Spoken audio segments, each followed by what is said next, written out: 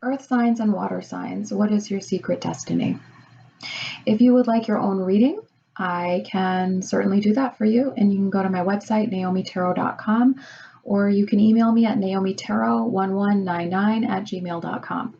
I'm accepting readings for the reading requests for the Samhain special, which is the original holiday that Halloween was before the Irish and Scottish brought it over to the United States. It is a Day of the Dead where the spiritual energies are most heightened. Out of the entire year is the most heightened day to do a tarot reading, a divination, or medium work. I am available to book readings for the 31st and 1st on the celebration of Samhain or Halloween and the rest of the month. This sale for October will be running all month, so you can order your readings anytime in October and book them anytime, but I highly recommend to book them for the 31st and the 1st.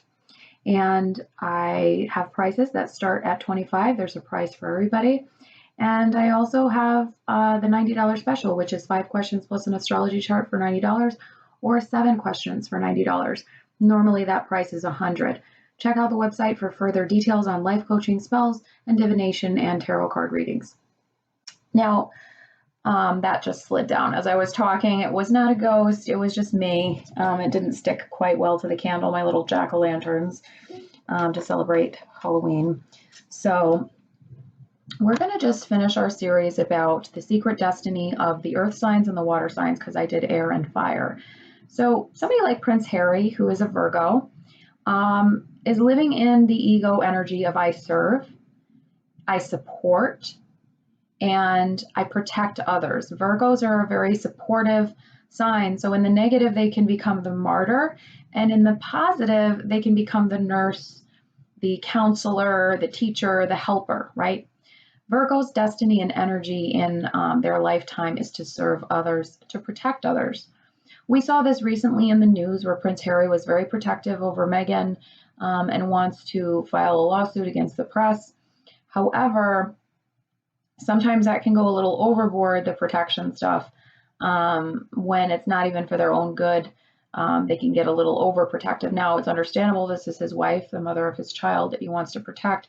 But as I predicted in the cards, I do feel that the lawsuit is going to backfire, unfortunately. Serving is something he also got from his mother, who is a Cancer, Princess Diana. The sign of Cancer is very much also about serving and nursing and helping others, like Virgo is. They're kind of soulmate signs. Virgo just does it in a more practical, I know better way. Cancer does it in a more feeling, tactile way.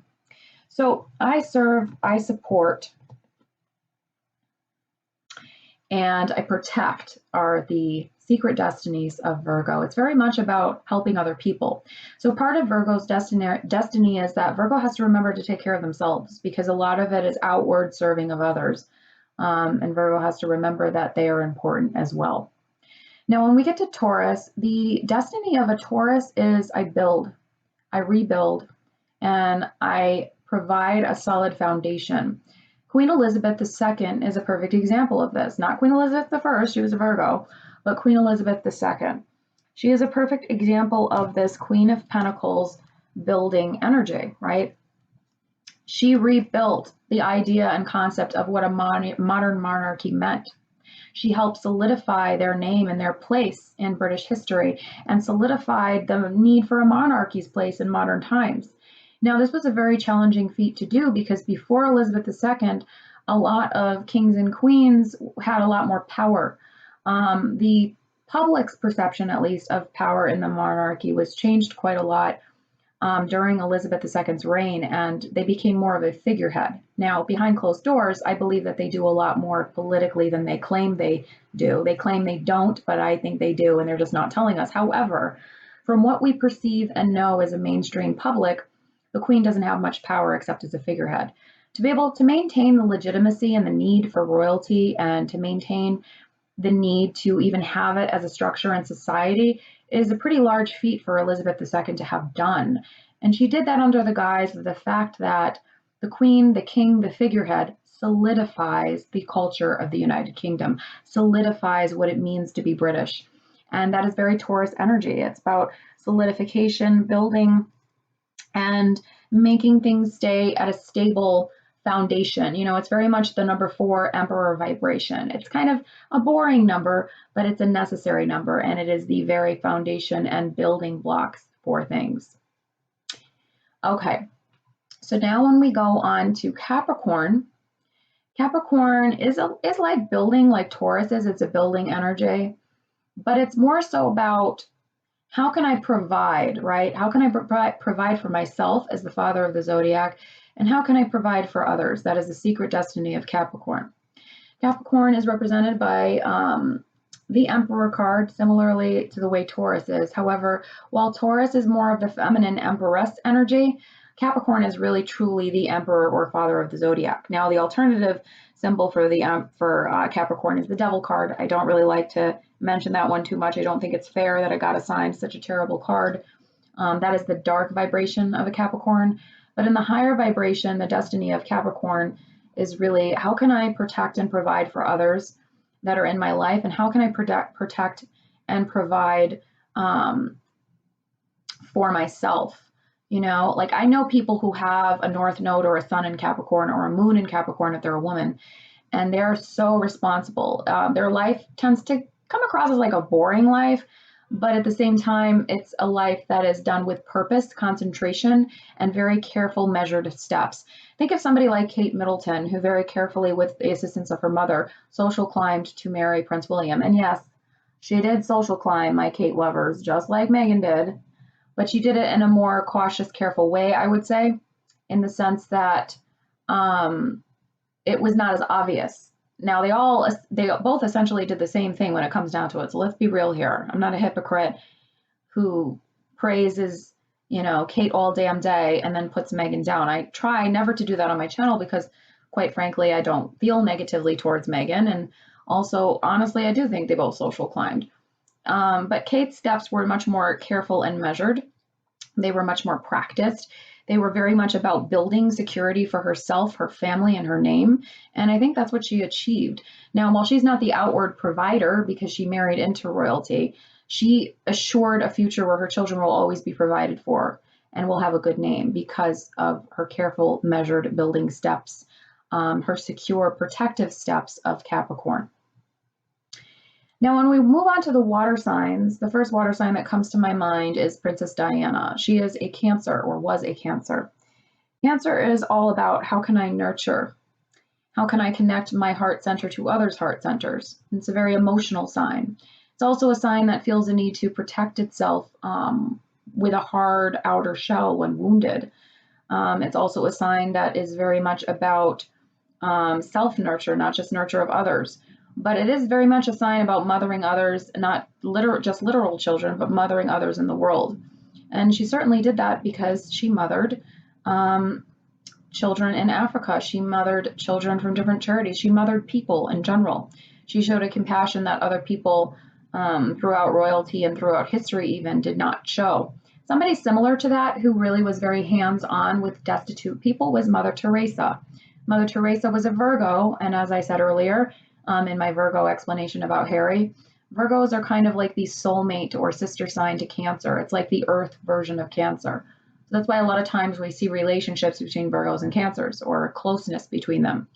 There's a complementary understanding of serving others and giving compassion to others, whereas Cancer is a little bit more tactile and touchy about it. Like they're very much more hands-on. It's still about serving others, and it's about giving that love, that motherly love and compassion to others in a high vibration Cancer. Now, when we go to a sign like Pisces, I think of Pisces as being that otherworldly kind of like end of the zodiac. You can't really quite figure out Pisces, right?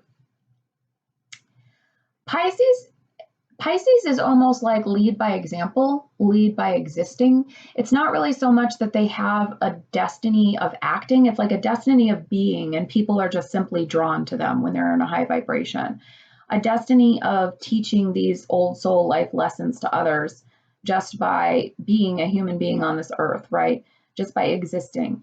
A good example of somebody who has an enigmatic Piscean energy, especially in the sun in Pisces. This is the case. I'm mainly focusing on sun signs for these videos, guys.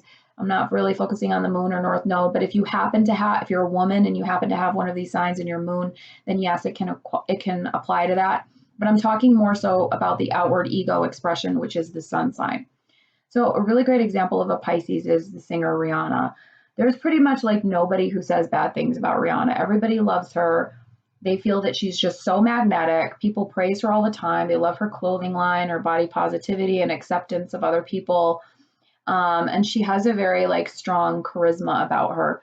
So, and the reason why Pisces have this is because if you think of the soul as going through each of the 12 signs of the zodiac, by the time it gets to Pisces, it's at number 12. That's the last sign of the zodiac. So anybody who has a Pisces sun and sometimes moon is extremely enigmatic and extremely like people just can't stay away from them. They just like love their energy. And it's because they have a collection of all the other signs within them. So I would say the life path of Pisces, or the secret destiny of Pisces, not the life path because that's the north node, but the secret destiny of a Pisces sun and maybe moon is I inspire, right? They inspire by their life, by their existence. And there are other like YouTubers that I watch and stuff too that are Pisces, and they're very inspirational with what they say. Now, the last one that I am going to talk about is Scorpio for this series. Scorpio is a very intense sign. Scorpio is by the time the soul has gotten to middle age, because when it goes through Virgo, it's like the soul is, around their 20s. When it goes to Libra, it's around the age of the 30s and 40s where they start contemplating more on life. And by the time it gets to Scorpio, the soul is not quite an old soul yet because it has to get to trying to get to the grandfather of the zodiac. It has to pass through Sagittarius midlife crisis, and then it has to go to Capricorn, which is the elderly father of the zodiac. Then it runs through Aquarius, who is like that, eccentric old witch or old wizard or whatever, or alien. And then it gets eventually to Pisces energy, which is the archetype of the sage, the person who just has experienced it all. But when it's around Scorpio, the soul is middle-aged. So it's reaching that, not the midlife crisis, that's more Sagittarius when they want to just be free and run around and do all these things and they're very active. Scorpio is not the midlife crisis middle age. Scorpio is the middle age of contemplation. So Scorpio is very much about finding the deeper truths in life, finding the inner meaning behind the veil, and exposing that truth to others. Scorpio is about letting go of materialism and embracing feelings and experiences and knowledge and a deeper resonance and development of what it means to be in touch with the soul. So the focus of the ego within Scorpio starts to leave dominance with the ego, if that makes any sense. So the focus turns more inward to soul qualities and starts to leave the ego more and more as it gets to Scorpio. Scorpios certainly do have a very strong ego still intact, especially low vibrational Scorpios. I'm not saying they don't have an ego, everybody does, but it becomes more of a focus on the soul qualities of existence.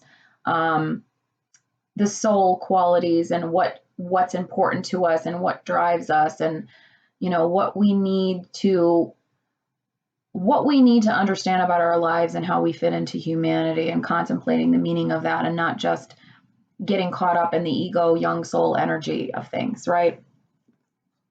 So a good example of this is Prince Charles. Prince Charles, yes, had ego qualities. Of course he did. He's human like anybody else. But a lot of his interests and pursuits with the environment and animals and wanting to talk to trees and plants is very much a Scorpio energy, because it's trying to connect to the deeper elements of the world other than what we just see, like the deeper connection that we have on a spiritual level to things, right? He's trying to connect to things that are not as easily accessible, right? Not on a surface level. Maybe another example as well of somebody who is Scorpio energy, even though I'm not really particularly a fan of her. Just to preface this, I am not a fan of Hillary. I am not a fan of Trump, and I am not a fan of Bernie. I really don't like any of them, to be honest. I didn't vote. However, what she represents as far as her life path is that she was intensely focused on something through her whole life. The intense focus has to do with Scorpio. The intense desire to accomplish something bigger than themselves, whether you agree with it or not, is Scorpio. It's like beyond what anybody says, they're going to keep doing it. It's like this passion and intensity of looking beyond the veil, of observing what's really beyond what we're told, right? And trying to get a deeper connection, right? So I would say that the life purpose or secret destiny of a Scorpio sun, especially in maybe some Scorpio moons, is their secret destiny is intensity, right? It's hard to describe. It's intensity, it's passion, it's focus on meaning and truth. So I would say that the secret destiny of you, Scorpio, if you're watching this, is to find deeper meaning. To find deeper meaning. And what does that meaning, what place does that hold in your life? And I think that that's an important lesson that all of us can take, because that's part of logotherapy. You know, Viktor Frankl was one of my favorite psychotherapists back when I was working as a therapist and I was in grad school, was that he essentially believed that the way human beings can work through things in life isn't so much through things like typical therapies like cognitive behavioral, although that is very effective, and general psychotherapy where you just talk about your childhood, but particularly through finding a meaning and placing a valid and important meaning on events in your life and then overcoming those events. So this is somebody who was a victim of the Holocaust, and he was seeing atrocities every day of what was around him. And the only way he survived, he said he was just as malnourished as the other prisoners. He was just as starving. He was just as sick. But he noticed that he and the other prisoners who could find meaning in something were able to have the will to survive. And of course, he wasn't talking about people who got gassed in the gas chambers, because of course, if somebody finds meaning, that's not going to save them from that. But he was saying people who didn't get executed, who were just starving and suffering. The ones who didn't starve to death were the ones who were able to find some kind of meaning behind it all and look deeper at their lives. So I thank you guys so much for watching. If you would like your readings, definitely book them now. And I'm having the sale until November 1st. Check out the website, naomitarot.com. Bye-bye.